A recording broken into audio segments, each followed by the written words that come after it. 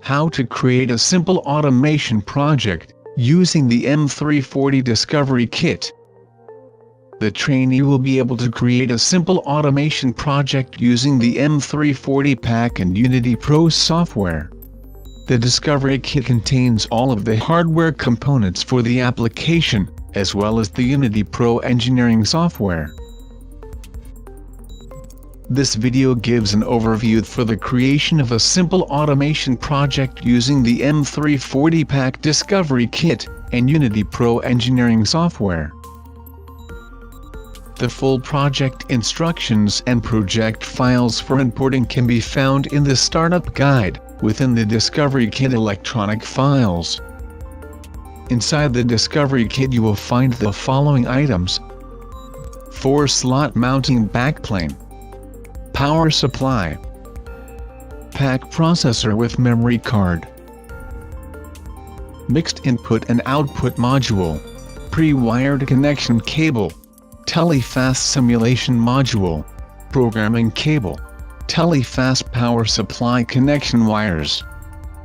Mount the pack modules on the mounting backplane with a power supply inserted in the leftmost slot of the rack, followed by the processor, and finally the mixed input and output module. Connect the Telefast simulation module to the I/O module using the pre-wired connection cable. Connect the simulation module power supply inputs to the power supply module output. And finally, connect the power supply inputs to a mains supply of 100 to 240 VAC. Launch the Unity Pro program.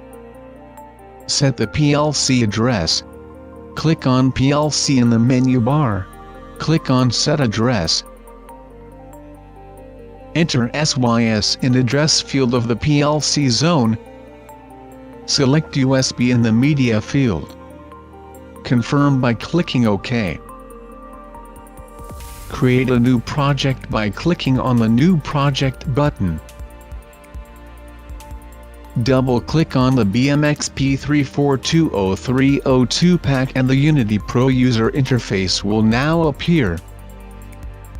Double-click the PLC bus and then double-click on the rack. Select the BMX XBP0400 rack and click OK. Double-click the slot 1 position of the rack.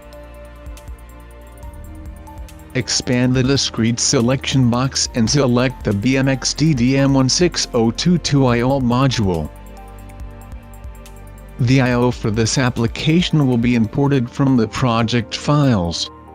However, the first discrete input needs to be declared manually.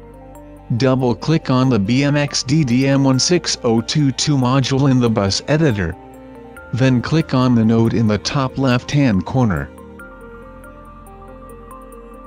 Within the I/O Objects tab, select the %I and %Q check boxes. Click on Update Grid. Select the line for input %I 0.1.0 and enter badge inserted in the prefix or name field and input badge inserted in the comment field. Click on Create. The variables for this application are able to be entered one at a time manually, alternatively they can be imported from a XSY file. For the purposes of this demonstration we will import them from the project files. Before importing the variables, the first variable needs to be manually declared. Double-click on the Variables and FB Instances directory in the project browser, select the first available line.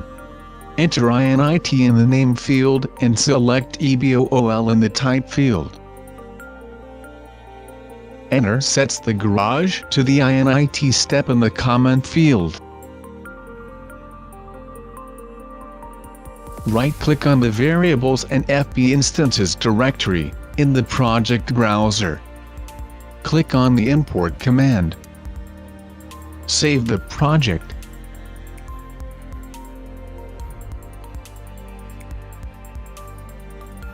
Select the XSY file type. Browse to the file location of variables XSY on the downloaded project files.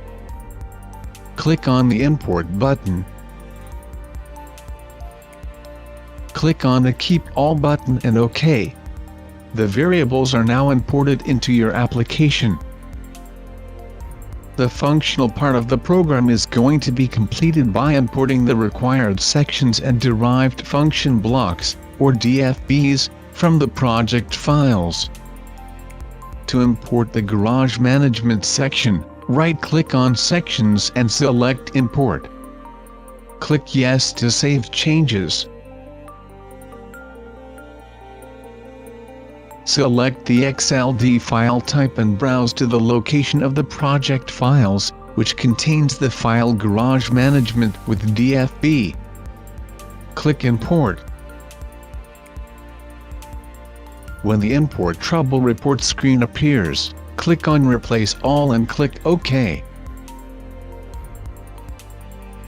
The Garage Management section is now imported into the program. To view this section, then click on the directory in the project browser. To import the Door Management DFB, right-click on the Derive FB Types directory and select Import. Click Yes to save changes.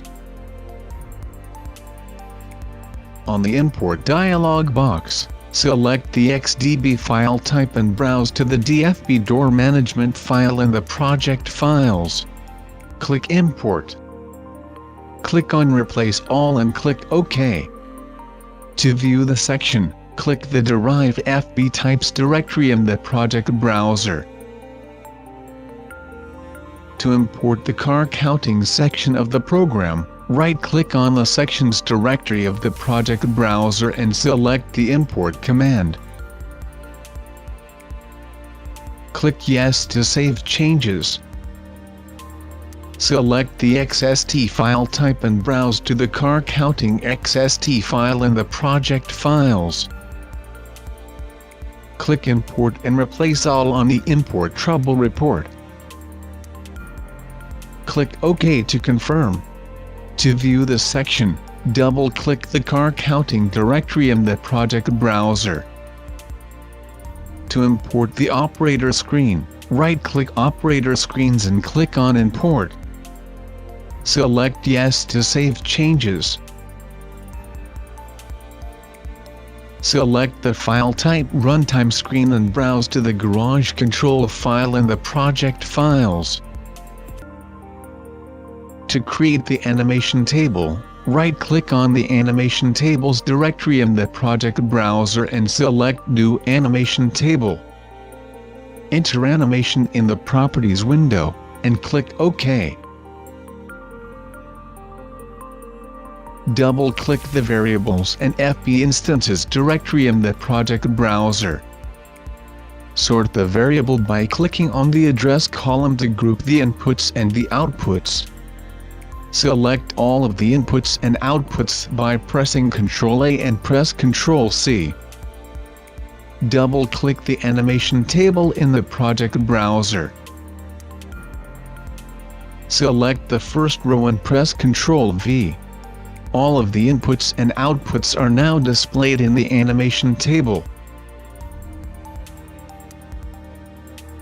Using the USB connection cable, connect the computer to the programming port of the PAC. After making sure that Unity Pro is in standard mode, click on the Connect button. Note, if the computer will not connect to the PAC, then check the Unity Pro Help menu. Click on the Download Project button and check the PLC Run After Transfer box. In the Transfer Project to PLC box, click Rebuild All and Transfer and then OK to run the PAC. The application will now transfer to the PLC. The developed application is now being executed by the PLC. To simulate the application, you will use Unity Pro commands to control the execution of the application, the Telefast module to activate the 3 inputs, the operator screen to view the garage status and car positions, and finally the animation table to view the status of every input-output, the car counter, and to see if the garage is full. When in run mode, the PLC will execute the application. If the run icon is grayed out, the PLC is in run mode.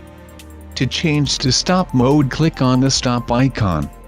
To return to run mode, simply click on the run icon and confirm OK in the dialog box. The first 3 switches on the Telefast module control the 3 inputs for the system: badge inserted, entry sensor, and exit sensor. Move the switch to the right-hand position to enable the input. To access the operator screen, open the operator screen's directory in the project browser and double-click on the garage control item. Maximize the screen to see a larger view. You will need to use the buttons Reset Number of Cars and INIT System. To access these buttons, click on the Enable Write Variable icon in the toolbar.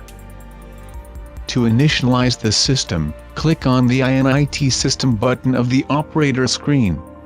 The door closing output will be activated for 10 seconds and then the door will be closed. Switch on the badge inserted input by moving the Telefast module channel 0 toggle switch to the right and then switch off again. A car will appear at the entrance to the garage and the door will open 10 seconds after the input is switched on. The car is now able to enter the garage. Switch on the car entry sensor input by moving the channel 1 switch to the right to simulate the car having reached the entry to the garage. Move the channel 1 switch to the center position to simulate the car having moved past the entry point. Switch on the car exit sensor by moving the channel 2 toggle switch to the right to simulate the car moving past the garage door. The door will now close after 10 seconds. The number of cars counter has changed to 1.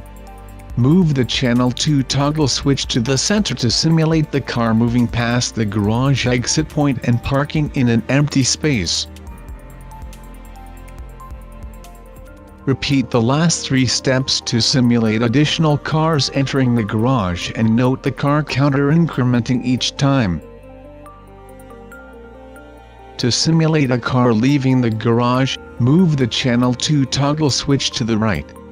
The garage door will now open.